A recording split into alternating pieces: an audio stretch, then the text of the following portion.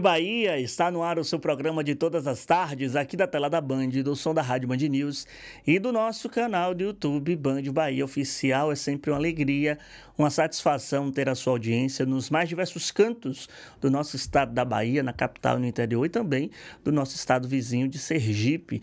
Mandar um abraço também para todos que nos acompanham em Conceição do Coité através do som da Rádio Sabiá FM. Tem uma novidade, viu?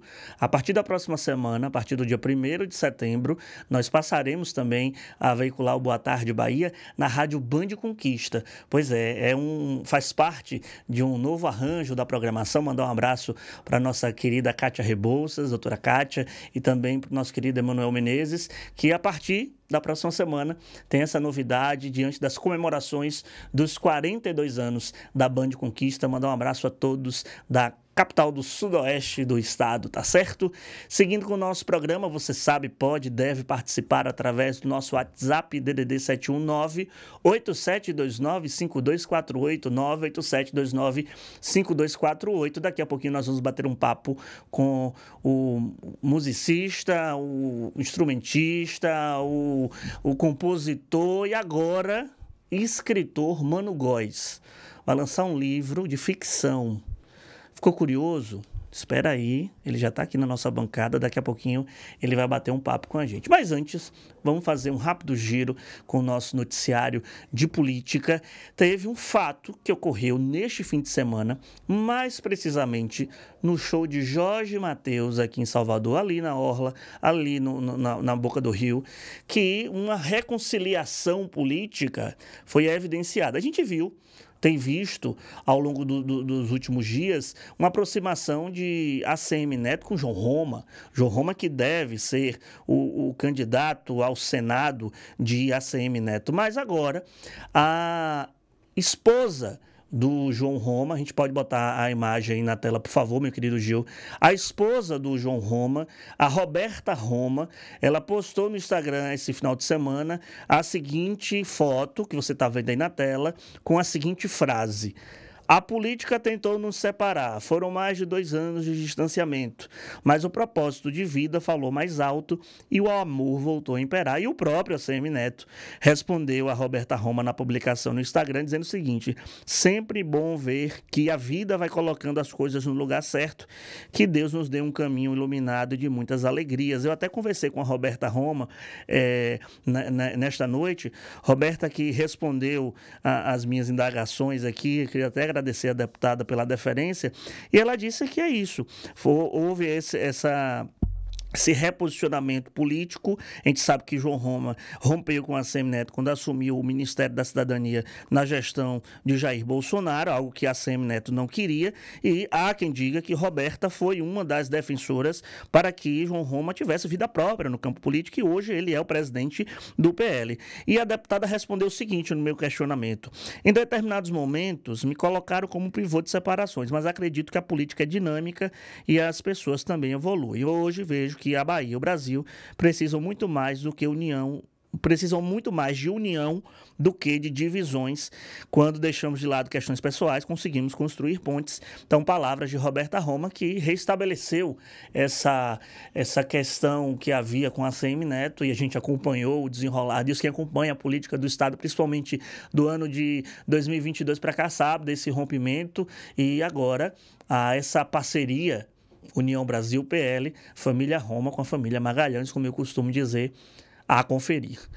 Hoje pela manhã eu conversei com o senador Ângelo Coronel, ele que participou de um evento, um fórum de debate sobre o saneamento básico. Aproveitar e mandar um abraço para os nossos queridos colegas do Bahia Notícias, Ricardo Luzbel, Rebeca Menezes, Maurício Leiro, Fernando Duarte. Foi um evento promovido pelo Bahia Notícias junto à Embasa, debatendo o setor do saneamento básico. Claro que o senador Ângelo Coronel estava lá.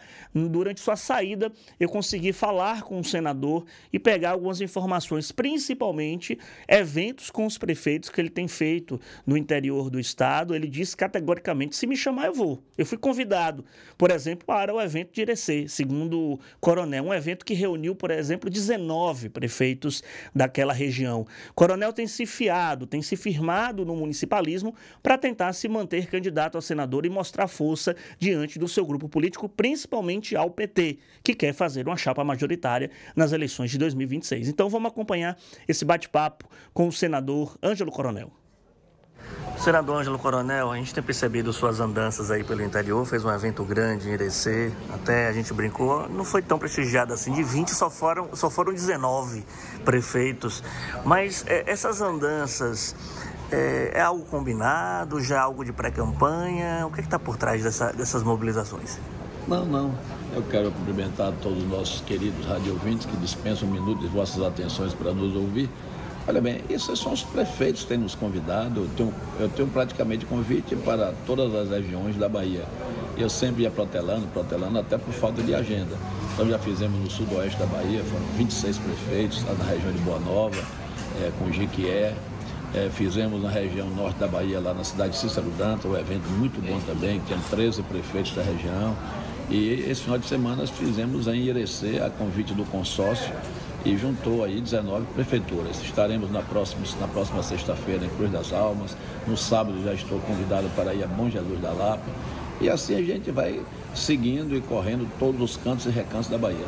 Todo canto da Bahia a gente tem algo a apresentar, principalmente a questão da Previdência, que foi uma luta nossa com a emenda de minha autoria, que desonerou a folha de pagamento de 22% para 8%. Os prefeitos do Brasil são gratos por isso. Então, simplesmente me chamam para poder a gente comer uma galinha caipira, comer um bodinho assado. Isso é que é bom. Eu fico feliz de ter essa play, esse grupo de amigos me convidando para essas demandas nos seus interiores. Mas isso não quer passar recado para alguém não, para mostrar que o Coronel está mobilizado pelo interior, com os prefeitos principalmente? Olha bem, eu sempre digo, quem me dá o suporte para uma futura eleição são os prefeitos. Se os prefeitos da Bahia, em 2026, acharem que deve ter Ângelo Coronel com seu mandato renovado, eu irei renovar. Se os prefeitos acharem que não, eu vou perder a eleição, porque eu não sou nenhum popstar para ter votos de opinião. Meu voto é de estrutura, uma estrutura conquistada ao longo da minha vida pública. E, em especial, nesses 6 anos e meio no Senado Federal, a gente sempre procurou atender as ansiedades, atender as demandas por parte dos municípios. Por isso que eu digo, eu sou sempre candidato a senador pelos municípios. Se o município quiser um municipalista no Senado, vai ter Coronel. Agora, a pesquisa Quest que saiu mostra uma disputa acirrada entre Neto e Jerônimo Rodrigues, mas causou estranheza da gente que não foi divulgada a disputa para o Senado. Causou estranheza também para o senador? Olha bem, Vitor, eu acho que uma pesquisa para Senado agora, ela não vai retratar uma realidade. A eleição de governador, ela retrata mais como também uma eleição de presidente, porque é mais polarizado, é mais comentado, é mais divulgado na mídia. A eleição de senador depende muito da base. Se a estrutura local, se a estrutura política de cada interior da Bahia, do Brasil, resolver votar num senador, ele se une, vota e elege, sem muitas vezes nem ter alarde nenhum. Então, essa questão de pesquisa para senador, para mim não me incomoda muito, porque na minha eu era o último colocado em 2018 e nós conseguimos chegar. A última pesquisa que eu tive acesso, eu tenho 14% sem apoio de ninguém, 14% coronel. Isso que tem que se ver. Quando os prefeitos da Bahia começarem a trabalhar o nosso nome, tenho certeza que eu vou ir para 60, 70, não tenho a menor dúvida disso. Agora teve uma sinalização do deputado Thiago Corrêa, que ele chamou de nosso senador. Isso deu um indicativo de que seria o nosso senador da oposição, por exemplo, do grupo ligado a ACM Neto, que Otto Alencar retrucou. De fato, há essa conversa com o grupo de oposição. O nosso senador foi nesse sentido, na visão de Coronel? Bem, quando ele diz nosso senador da Bahia. Eu sou senador da Bahia. E vou continuar, e vou disputar a eleição como senador da Bahia. Evidentemente que eu tenho um amigo, sou da base do governo, nosso partido é da base, tanto estadual como federal. Pretendemos continuar onde nós estamos. Agora, nada e nem ninguém pode me impedir que eu receba apoios de outros partidos que fazem parte da oposição ao governo, que eu vejo também o próprio governador andando e chamando prefeitos que foram contrários a ele para vir para o barco do governo. Então, se o governador pode ir atrás, eu acredito que eu também tenho esse mesmo direito. Então, eu vou tentar ao máximo atrair para votar em coronel senador 2026 prefeitos e lideranças de todos os partidos, senador da Bahia.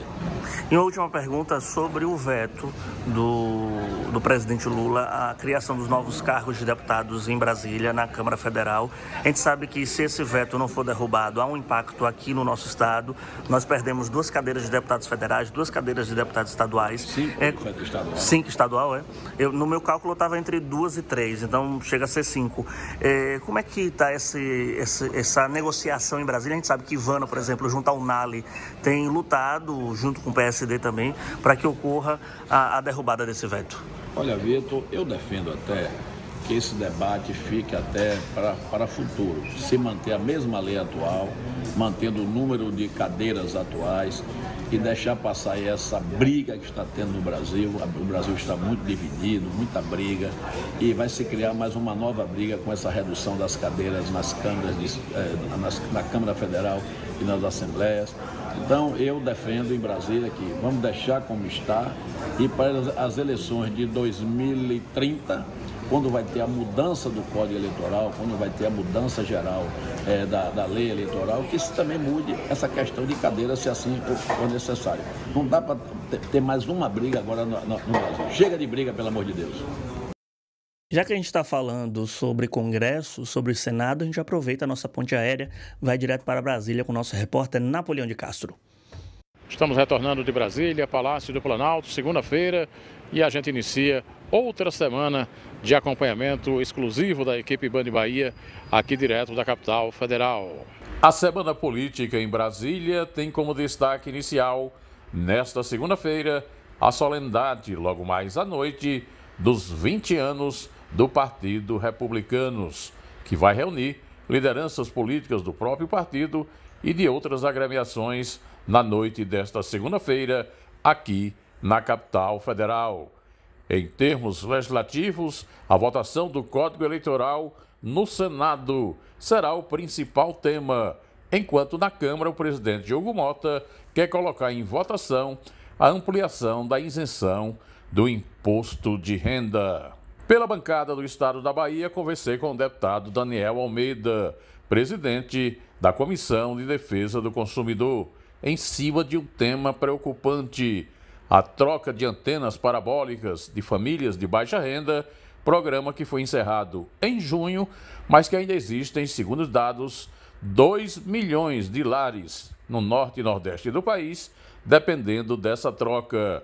O presidente está fazendo a convocação para os representantes da área comparecer à Comissão de Defesa do Consumidor. Sem dúvida nenhuma, eu já recebi, inclusive, a sugestão para fazer uma audiência pública para tratar desse assunto, e vamos providenciar isso lá na Comissão de Defesa do Consumidor. Afinal de contas, é a população mais pobre, que está lá no interior, que às vezes nem recebeu essa informação de que haveria esse direito de receber um equipamento para substituir aquela antena, né, para que ele tenha acesso aos canais de televisão, e é um direito também da comunicação. Boa parte das pessoas se informa vendo televisão, ainda é muito presente, muito forte, e que bom que isso ainda está com força na nossa comunicação brasileira. Mas se corta o sinal, como é que vai fazer? Ele passa a não ter esse acesso. E às vezes sacrifica o seu próprio orçamento, tendo que ir numa loja comprar um equipamento quando ele pode receber de graça. Então nós vamos fazer esse debate e cobrar.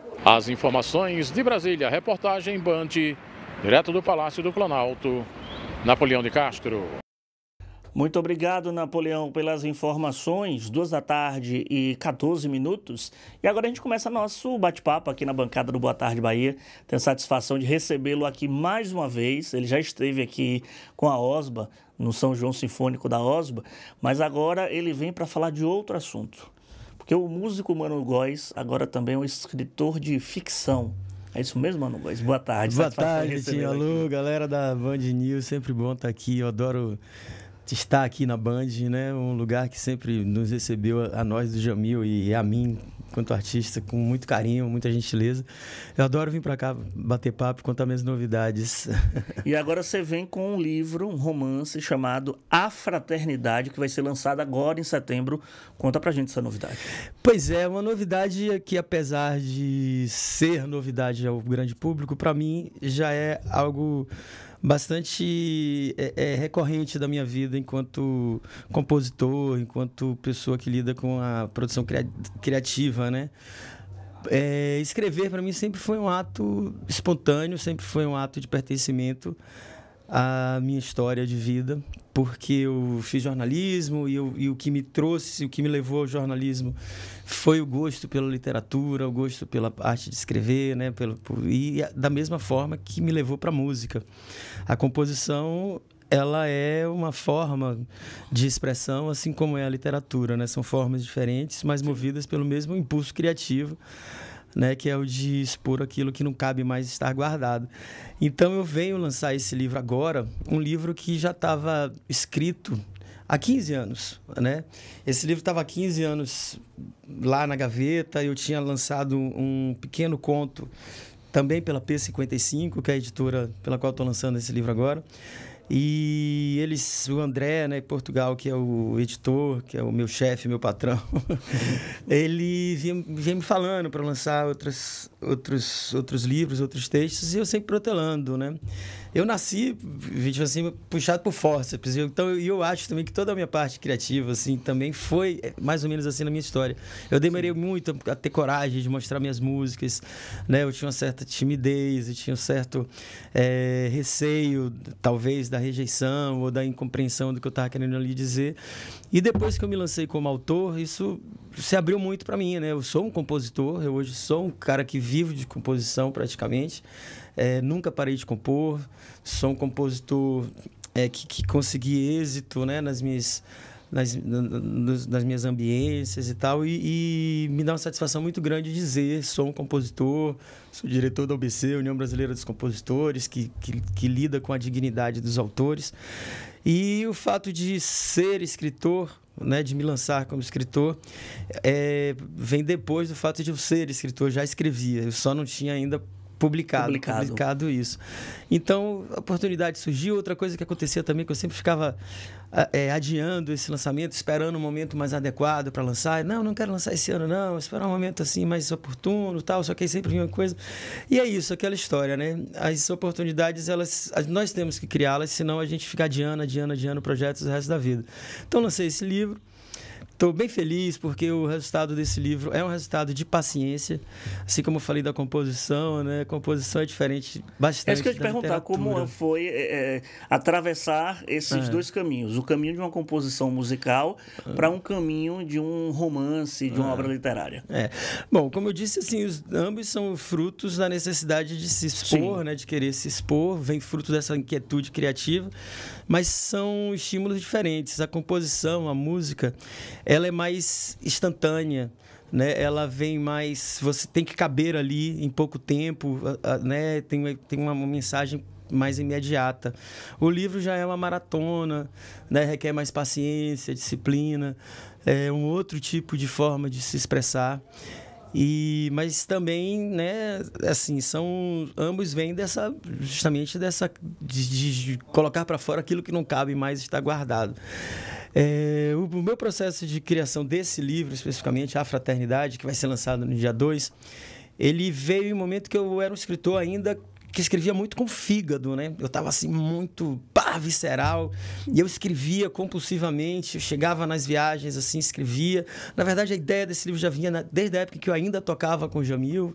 Eu hoje não estou mais na linha de frente, não estou mais na estrada, apesar de ainda pertencer ao Jamil, sim, e ser sócio da banda, né? E participar de todas as decisões, enfim, de estar muito feliz com o Jamil. Então o livro me acompanhava muito, o processo de escrita desse livro. E um dos processos assim que me deu mais trabalho foi cortar o livro, porque ele ficou enorme. Vários personagens foram nascendo, os personagens ganham vida própria. Quando você percebe, você está tomado ali por aquela história e você quer conduzir ela por um lugar e já não consegue mais. E aí o livro ficou guardado, né? Mas sempre com com essa impressão, assim, poxa, é uma história que as pessoas talvez se interessassem, todo mundo que lia os trechos, assim, gostavam, enfim. E teve um fator fundamental, assim, que foi justamente meu pai, né? Porque meu pai acompanhou muito o processo da criação desse livro e ele adorava, ele ficava estimulando, falando que eu terminasse, que eu podasse, que eu cortasse um pouco, né, e tal. Mas ele adorava. E quando meu pai veio a falecer na Covid, eu pensei nesse livro de novo como uma forma de homenageá-lo, né? E mesmo assim ainda demorei um pouco, mas ele nasce como, assim, uma homenagem justamente a meu pai, que me acompanhou durante todo o processo. Ele foi um dos primeiros a ler. Eu comecei escrevendo esse livro pelo celular, depois passei para o computador. Então tem toda uma história que me remete a lembranças assim muito fortes. E o livro traz dentro da ficção muitas histórias reais minhas. Apesar de não ter nada meu ali em nenhum personagem, também tem um bocado de mim, porque as ambiências, os locais em que a história se passa, todos os lugares eu visitei, eu frequentei de alguma forma. Né? Meu trabalho de pesquisa naquela época foi ambientado pelas minhas lembranças, memórias desses lugares que eu visitei. Então, o livro ele tem esse processo tijolo por tijolo, né? Escrever um livro é outro tipo de processo que o de compor uma música. Esse livro que Mano Góes, que é o nosso entrevistado de hoje aqui do Boa Tarde Bahia, está falando, é o livro chamado A Fraternidade, da P55 Editora, que vai ser lançado na próxima terça-feira, dia 2 de setembro, a partir das 6 da noite, na Casa Rosa, aqui que fica no Rio Vermelho. Então, já fica aí o mistério no ar sobre o livro que vai ser lançado. E eu queria que Mano, para os nossos telespectadores e ouvintes, contasse a sinopse, assim, dar um gostinho de quero mais para aguçar a curiosidade de quem está nos acompanhando. O que é que fala a Fraternidade? Bom, a Fraternidade trata de uma comunidade criminosa que nasceu na década de 1920, e que uma comunidade fictícia, né? E que existe até os tempos atuais e é protagonizada por um desses personagens que fazem parte desse grupo, que hoje é perseguido pela Fraternidade, por esse grupo, né? Então a gente o personagem principal fazia parte desse grupo e agora ele é perseguido por ele, né? Por algo que no decorrer do livro as pessoas vão descobrir quais os motivos. E eu conto a história da Fraternidade como um quebra-cabeça, que começa nos tempos atuais, vai para a década de 20, e eu brinco com fatos reais, com fatos fictícios, né? Misturo a origem da máfia real com a origem da Fraternidade. É como se esse grupo tivesse dominado a máfia italiana, ocupado esse espaço e ocupado espaços em política, em grupos religiosos, em grupos de comunicação. Tem um pouco de crítica social aí também, tem bastante crítica social, o uso da religião como instrumento de manipulação, né, para domínio das massas. E, enfim, eu tenho uma linguagem muito como roteiro de cinema. Eu penso muito em cinema quando estou escrevendo. E ele tem toda esse encaminhamento assim, para uma obra cinematográfica. Quando a pessoa lê, eu quero que provoque nas pessoas esse sentimento de estar assistindo a um filme, sabe? De despertar essa coisa pelo filme. Até porque quando eu viajava muito com o Jamil, os livros eram fundamentais para minha vida naquele momento, né? Porque a gente não tinha ainda streamings, a gente vivia em outra época, tempo, então eu levava muitos livros, né? Os livros eles foram fundamentais para esse meu processo de não pirar na estrada. Tem influência de quem aí nesse livro? Com alguns autores que eu sempre li de tudo, né? Eu sempre li muito livro. Literatura, para mim, ela é muito vasta. Eu não tenho assim somente um tipo de literatura. A literatura brasileira que eu amo, a literatura russa, né? Eu leio de Dostoiévski, Jorge Amado, eu leio o João Ubaldo, como leio o Jim Kuntz, como eu leio o Dan Brown, que a gente conversou aqui, Jeffrey Devers. Então, assim, eu tenho muitas influências. Mas, nesse livro especificamente, eu sei que o que me influenciou muito foram os escritores de thrillers, né? Como o Jim Kuntz, que eu falei, o Jeffrey Devers, né? Que são autores que eu chamava de livros de aeroportos que eu adorava. Eu chegava assim na viagem, chegava no aeroporto, eu quero um thriller com plot twist, thrillers assim, interessantes, que não me deixe parar de ler. O Dan Brown, né? Entre outros escritores. E ele tem essa influência mesmo, nessa fluidez de texto, de rapidez, de plot twist, de um capítulo puxar o outro. Mas não necessariamente é a minha única forma de gostar de escrever. né? Eu tenho produzido outros livros também, que eu quero lançar no que vem, quero lançar outros, tem que é ambiência aqui na Bahia. Esse se passa mais no mundo, Londres, É isso, Nova tem York. mais outros engatilhados aí também, né? Tenho. Acho que depois que lança o primeiro, a gente fica mais livre para lançar outros. Mas né? esses já escritos, conforme esse? Também. Ou já tem alguns já Também fechadinhos, né? Hoje tenho 3 livros escritos, um que eu pretendo lançar, um que eu estou terminando agora, que eu pretendo lançar no que vem. Eu tenho um outro que está também para ser finalizado. E tem 2 escritos já, realmente, que eu quero lançar nos 30 anos do Jamil e Uma Noite, que é um olhar misturando ficção com realidade de alguém, no caso, esse tem bastante de mim, né, contando dentro de um personagem de uma banda, acompanhando o processo, a história da Axé Music. Perfeito. Dentro daquela vida ali de estrada e de dificuldades e de... Enfim, tudo que permeou a história da Axé Music para contar essa história. E tem outros também que são pura ficção, puro romance, assim. E eu adoro escrever. Escrever é você passear em mundos que você gostaria de conhecer, que conhece talvez só em sonhos e tal. E a mesma provocação que a leitura nos dá também existe quando a gente escreve. A gente está aqui conversando com o Mano Góes, ele que é compositor, ele que é músico e agora escritor. Repito, vai lançar na próxima semana, terça-feira, mais uma edição, a nova edição, na verdade, do seu romance A Fraternidade, na Casa Rosa, no Rio Vermelho. E a gente vai chegando aqui agora, nos minutinhos finais do nosso Boa Tarde Bahia, na tela da Band. A gente vai continuar o nosso bate-papo na Rádio Band News, aqui na Rádio Sabiá FM, aqui também no nosso canal do YouTube. Mas a gente precisa fazer esse tempo de corte, porque a gente vai entregar a nossa tela da Band para o Melhor da Tarde, com o Léo Dias, com a nossa querida Pamela Lucciola. Mas antes disso, vamos dar uma volta, ver como é que está o clima. O clima em Salvador, nesse momento, é de chuva cerrada, pelo que a gente percebe aqui na tela da Band. Imagens agora do Alto do Gantuá. A gente vê a região de Brotas aqui também chovendo muito, o bairro da Federação. Então, o tempo nublado aqui na capital baiana. Temos outro ponto da cidade, meu querido Gil, para a gente arrematar o nosso Boa Tarde Bahia de hoje com o trânsito, principalmente aqui da capital, região do Dique e do Tororó. A chuva está tamanha que mal a gente consegue perceber, mas o trânsito está fluindo bem nos 2 sentidos, tanto no sentido Bonocô quanto no sentido Barris. Só cuidado, pista bastante molhada nesta tarde aqui no entorno do bairro da Federação. Um forte abraço a todos. Lembrar, fica com a gente na rádio, fica com a gente no YouTube, que a gente vai continuar o nosso bate-papo com o Mano Góes aqui no nosso Boa Tarde Bahia de hoje, tá certo? Até amanhã, 2 da tarde, com essa imagem a gente se despede de você. Tchau, tchau.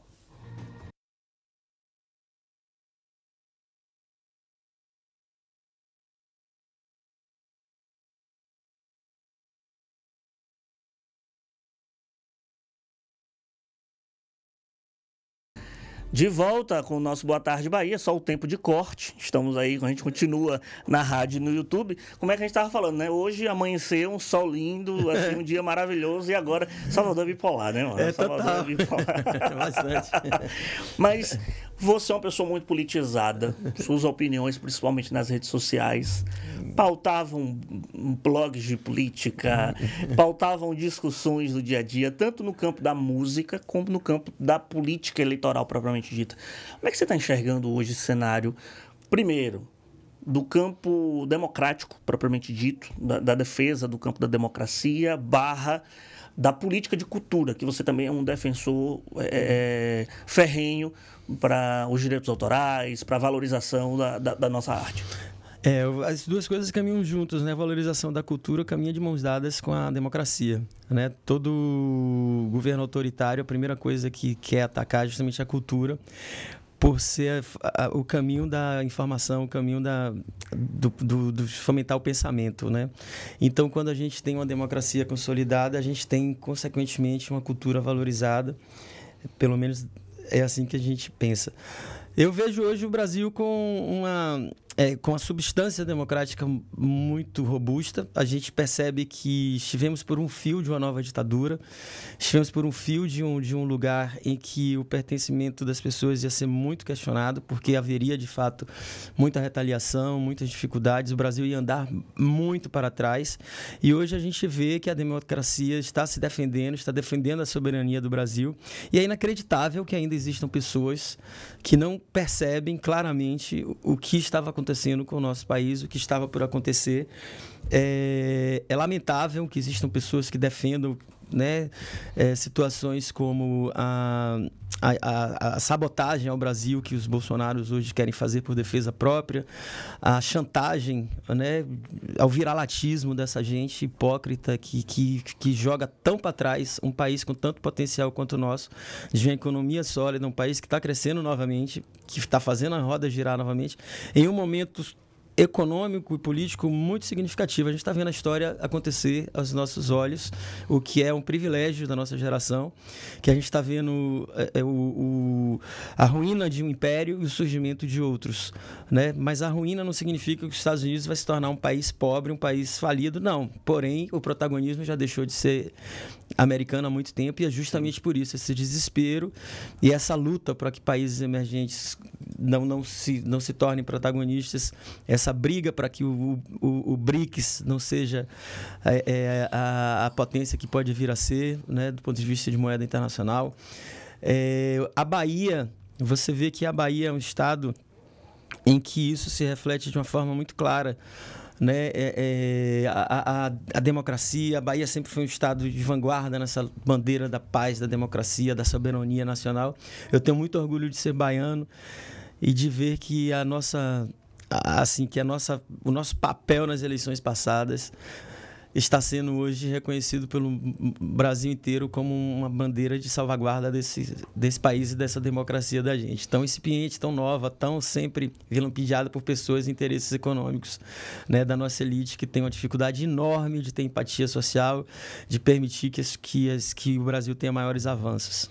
Mano, isso tem um pouco também nos seus livros, né? Tem um pouco algumas das suas composições, pegam também um pouco no livro, né? Assim, a Axé Music eu acho maravilhosa, eu adoro a Axé Music. A Axé Music, quando falam assim, é uma música menor, cara, a Axé Music tem um papel tão fundamental no nosso país, no nosso estado, que é a da alegria, que é a da valorização das nossas histórias, né, africanas, das nossas raízes. Então a Axé, ela tem um comportamento supostamente vago, de só falar de alegria, de dança, mas isso é revolução.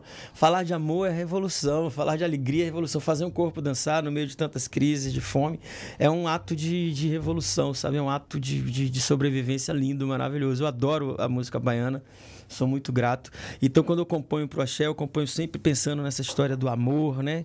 Sim. Através de alegria. Eu falo muita tristeza em minhas músicas. Quando eu falo acabou, acabou, acabou, eu tô ali passando o sentimento de alguém que tá derrotado, arrasado, mas eu tô falando com alegria, sacou? Pô, tô aqui, acabado, acabou, mas ok, vamos levar pra frente. E saudade que bate no meu coração. Eu tô falando um pouco de tristeza nisso, mas querendo que as pessoas dancem, né? Saudade, o meu remédio é cantar, né? Então, as minhas letras pra música baiana, elas não são fundamentadas nesse aspecto político, é mais na parte da vida amorosa mesmo, mas, ao mesmo tempo, há um olhar político quando eu falo em praieiro, quero mais amor, quero mais verão, quero mais fevereiro, quero mais dinheiro, quero Rio de Janeiro nos tempos de paz, né? Tem um olhar político nisso, porque eu estou falando que a gente quer, pra gente comemorar, ser praieiro, querer viver, né? O verão, o solar, a gente precisa ter um lugar que nos propicie a ter esse lugar ensolarado na vida, né? Então, nesse olhar assim, no meu livro, esse especificamente, tem sim uma crítica social toda embasada nesse olhar de mundo, em que a hipocrisia humana está ali bem escancarada, apesar de ser um livro, como eu disse, escrito com fígado, então tudo é muito visceral, tudo é muito exposto, é um nervo exposto o tempo inteiro. Todos os personagens têm suas ambiguidades, porém eu exploro mais o lado pior mesmo de cada personagem, porque o ódio, ele é muito mais fácil de você... O ódio engaja, né? O ódio engaja, exatamente. Sociais, o ódio engaja, exato. E esse livro, como eu falei, esse livro foi escrito há 15 anos. Tem um livro ótimo de Leandro Carnal. Todos contra Todos, o ódio nosso de cada dia. E detalhe, ele escreveu antes antes das eleições de 2018. E assim, a escala... assim, ele foi praticamente alguém que previu o que é que ia acontecer no Brasil diante da escalada desse discurso de ódio que como você disse, é o que mais engaja. É mais fácil você... Às vezes é mais fácil você criticar alguém do que você elogiar alguém. Claro, é que o amor é construção, né? O que se destrói é mais fácil do que construir. Então o ódio ele é mais fácil, o ódio é mais fácil de se espalhar. Os algoritmos adoram o ódio. A gente vive hoje em que o primeiro momento da história da humanidade em que há tanta concentração de renda na mão de tão poucos. E isso é muito perigoso, é um detalhe histórico assim que é preciso se observar com atenção, porque nunca houve tantos trilionários quanto hoje e tantos paupérrimos quanto hoje.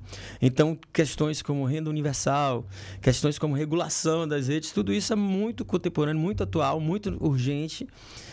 E passa por essa manifestação contínua de defesa da democracia, né? Da defesa da solidez das instituições importantes, de defesa da soberania. E assim, a gente vive um momento muito espetacular da história. É um momento, como eu falei, da decadência de um império, da ascensão de outros impérios, porque não existe mais, acho que hoje, lugar para um império somente. Vai haver grupos geopolíticos fortes convivendo mutuamente ali. Então é um momento espetacular, único da história, em que há essas transgressões aí morais, éticas, mas ao mesmo tempo possibilidades únicas também. Hoje a gente tem a IA como um grande componente de nossas vidas para tudo. A regulação é muito importante no mundo. O Brasil é um dos países pioneiros nessa questão da regulação da IA. Então, existem muitas questões acontecendo. A gente vive uma grande revolução no mundo e olhar atentamente para isso é fascinante, porque você enxerga 1000 histórias ao mesmo tempo ali acontecendo e o que vai vir a acontecer, né, é uma incógnita, porém há um aspecto favorável de mudança diante de todos esses absurdos. E isso passa necessariamente pela regulação, pelo controle do que ainda dá para ser controlado. A gente está conversando aqui com o Mano Góes no nosso Boa Tarde Bahia. Falamos de livro, falamos de literatura, falamos de política e música propriamente dita. Você tem uma parceria com a Osba, você está no Jamil. O que é que o Mano Góes músico aí tem gestado para nós? Eu sou da música, né? Eu sou sócio do Jamil em Uma Noite. Continuo compondo para o Jamil à Noite, sou compositor na maioria das músicas do Jamil. Tenho um orgulho enorme em ter participação nesses 40 anos da Axé Music, né? Tenho uma felicidade enorme ver o Jamil em Uma Noite com uma nova formação, fazendo muitos shows, um trabalho muito maduro, né? Assim, ali cada passo que é dado é feito com muito amor, com muito estudo, muito planejamento. O Jamil acabou de fazer agora o Dança dos Famosos e faz muitos shows em São Paulo, Rio. Então, assim, a gente vê que o Jamil ele tem uma história muito rica, um catálogo muito valioso, muitas músicas que marcaram a história da música baiana. Eu continuo no nosso escritório, a gente tem agenciamento de algumas bandas. A gente está com a Banda Mel, que é uma banda muito querida, a volta da Banda Mel, meus amores Robson e Márcia Short, né? Já tiveram aqui no Boa Tarde Bahia. Eu sou diretor da União Brasileira dos Compositores, que é uma sociedade de gestão coletiva de distribuição de direitos autorais, a mais tradicional, a maior do Brasil. Como é que está esse assunto hoje? É um assunto muito consolidado, um assunto muito importante. A propriedade intelectual hoje é um dos grandes discursos dos novos tempos, justamente por conta da IA, né, da inteligência artificial. Então, a gente tem uma sociedade como a UBC no Brasil, é um privilégio de nós, autores brasileiros, né? Existem leis muito sólidas, existem leis muito fundamentadas e que estão sempre sendo atacadas. Hoje existem 66 projetos para acabar com os direitos autorais no Brasil, projetos que privilegiam grupos econômicos, empresas de rádio que não querem pagar direito autoral, donos de casas de evento que não querem pagar direito autoral e que querem mudar a lei. Tem prefeituras também que não querem pagar. Prefeituras que não querem pagar. Grandes, né? E Salvador é um caso muito interessante para a gente até falar disso. Salvador ficou durante muitos anos inadimplente, né? Salvador não pagava direitos autorais. A cidade que mais fazia festa em Salvador ficou 16 anos sem pagar direitos autorais. Nós fizemos uma campanha bastante barulhenta, que deu um resultado muito positivo. Todos os artistas abraçaram essa causa, os artistas do Brasil. Eu entendo que muitos artistas da Bahia ficaram um pouco receosos por conta da característica carlista de retaliação, né? E a Prefeitura de Salvador é um grande contratante de artistas baianos em um momento em que a Axé Music não é mais protagonista. Então, muita gente ficou de rabo preso para colocar a cara e dizer tá errado não pagar direito autoral, apesar de ser óbvio que é errado não pagar direito autoral. Mas nós fizemos essa campanha, deu certo, e hoje Salvador é uma cidade exemplo para o Brasil. E paga em dia. Paga em dia, tem um super respeito aos autores, né? E isso é lindo porque vê uma transformação no pensamento. Infelizmente, teve que ser por meio da gritaria, por meio de chutar a porta, por meio de mostrar, escancarar que estava errado, algo que não precisava ser feito assim, mas trouxe resultados, e hoje há um lugar muito bonito de Salvador na história dos direitos autorais, que é uma grande parceira dos autores, e eu parabenizo aí, né, a Isaac, a Bruno Reis, porque olharam com um olhar mais sensível uma causa muito nobre e justa, que é dos direitos autorais. Assim como o governo do estado da Bahia, que sempre foi adimplente, continua sendo. Então, nós temos um estado em que estado e cidade pagam bem direito autoral, apesar de ter muitos municípios com essa transgressão, mas a gente vai conversando e vai mudando, vai mostrando que é importante que as pessoas entendam que o autor não vive de vento. O autor precisa de seus rendimentos, de sua dignidade, né, ser recompensado. Só para arrematar, teve o Carnaval da OSBA, e teve o São João Sinfônico, o Baile Concerto, o São João Sinfônico e tinha outras novidades. Isso, né? Exatamente. Eu fiquei muito feliz quando o maestro Carlos Prazeres me convidou para fazer a direção do Baile Concerto do Carnaval. E foi lindo, né? Foi lindo. É um lugar assim, que eu me sinto muito confortável. O Carnaval de Salvador, eu sou um estudioso do axé, eu adoro a história da música baiana, então me senti muito à vontade para dar minhas sugestões e criar aquele show que foi lindo lá na Concha, em parceria com o Carlos Prazeres, que é um queridaço, um cara com um olhar muito moderno, muito atento. Tem o Osbrega também, o Osbrega que Carlos faz a direção, que é lindo. Nossa, os projetos da OSBA eu sou muito fã. A OSBA é um equipamento necessário para nossa cidade. É uma extensão do orgulho de ser baiano, porque a OSBA, ela contempla 90% de seus concertos são de músicas clássicas, concertos de música clássica. Sim. E 10% desses projetos interessantíssimos de música popular, o que democratizando o espaço, né? A preços justos, acessíveis, né? E com projetos muito interessantes, o Cine Concerto, né? O São João Sinfônico, o Baile Concerto, que é de carnaval, o Osbrega, que é de música romântica, e vira e mexe uma homenagem a algum artista, enfim, a gente tem projetos. Eu fiz esse Baile Concerto eu não vou revelar, carnaval. Mas eu soube, nas minhas apurações, que vai ter aí uma grande homenagem. Fiquemos aí de antena ligada. Eu não vou revelar ainda em respeito à OSBA, mas vai ter novidade aí agora em setembro. A OSBA assim, acompanhar o calendário da OSBA é um prazer. São eventos sempre deliciosos, assim, na igreja, de música, de concertos clássicos, e também na Concha Acústica, em outros lugares, é sempre um prazer.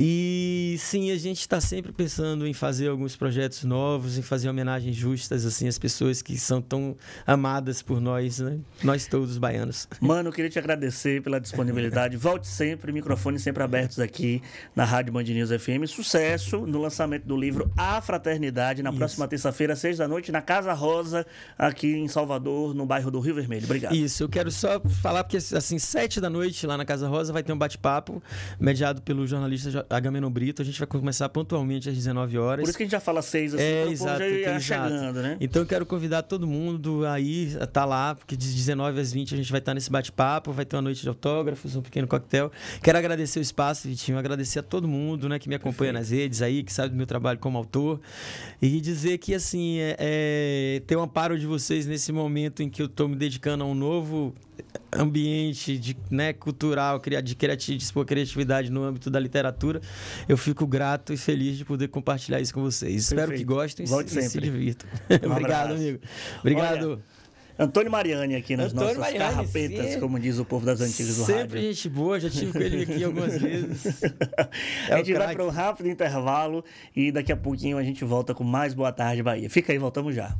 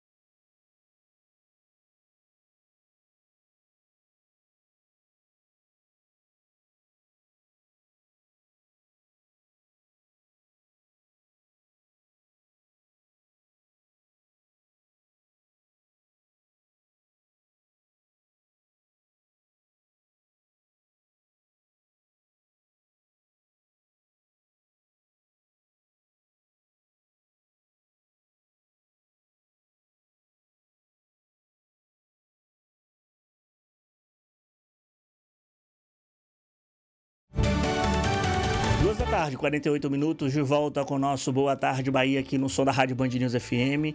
Mandar um abraço também para todos da região de Cisal sintonizados com a gente na Rádio Sabiá e também aqui o nosso canal do YouTube Band Bahia Oficial. Tenho a alegria e a satisfação de receber aqui Bárbara Passos, ela que é especialista em inovação e empreendedorismo, e também Gabriel Gil, gestor de comunidades, que a gente vai falar um pouco sobre o Demo Day Flow, que após 5 meses de aceleração no Hub Salvador, as startups baianas vão apresentar suas soluções. Então, a gente vai falar muito sobre inovação e empreendedorismo, como eu disse, aqui no nosso programa a partir de agora. Bárbara, obrigado por ter aceitado o convite de estar aqui com a gente. Uma honra, a honra é nossa.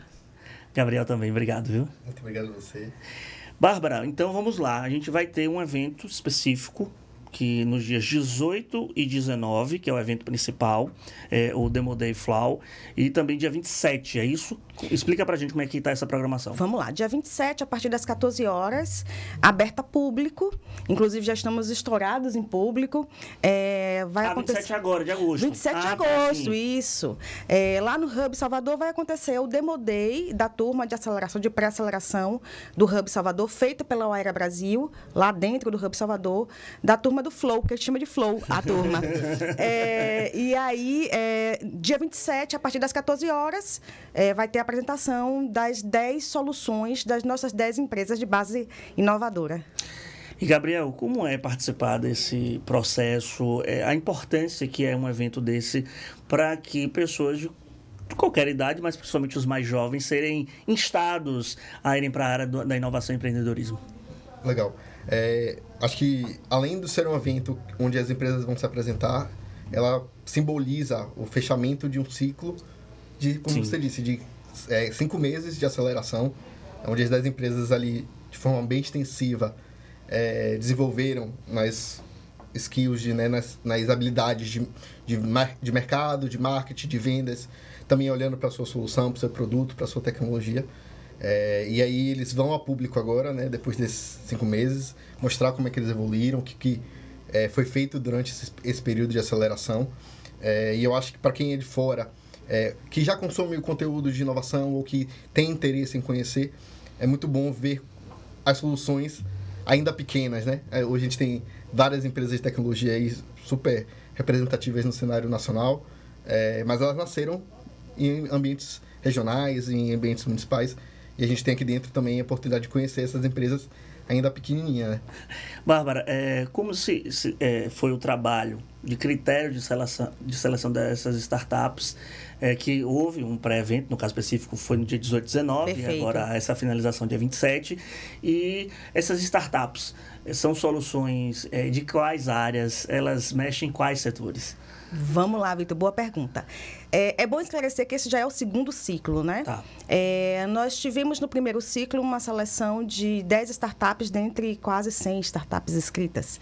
No segundo ciclo, um pouco menos, mas tivemos uma seleção de 12 startups, Então, assim, esse processo é um processo que, de fato, está mostrando o trabalho do Hub Salvador e da Oera Brasil aqui em Salvador e para a região metropolitana.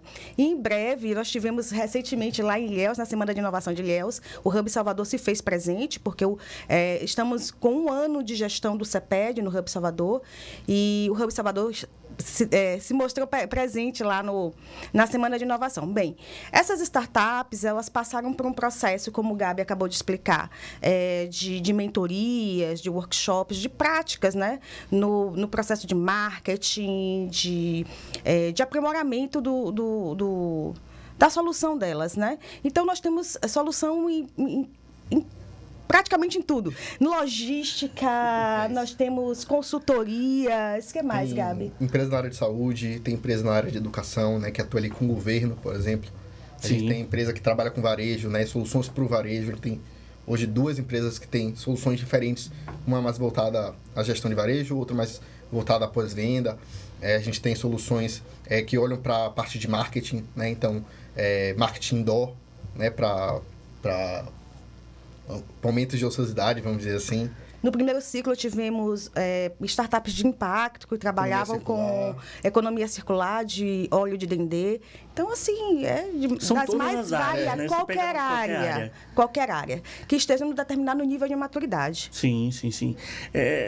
Um jovem agora, alguém que está com ideia assim, fervilhando na cabeça. está ouvindo a gente agora e falou assim, rapaz, eu preciso me aproximar.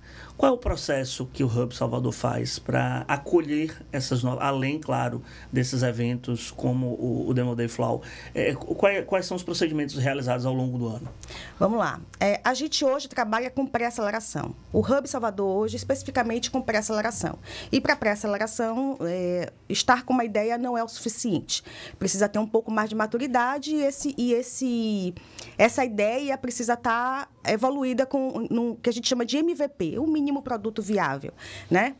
Para quem está com a ideia, eu sugiro que procure incubadoras de empresas, né? O Hub vai ter esse processo, como eu falei, estamos no primeiro ano, tem outras aceleradoras lá, como a Guerin, que trabalha com ideação.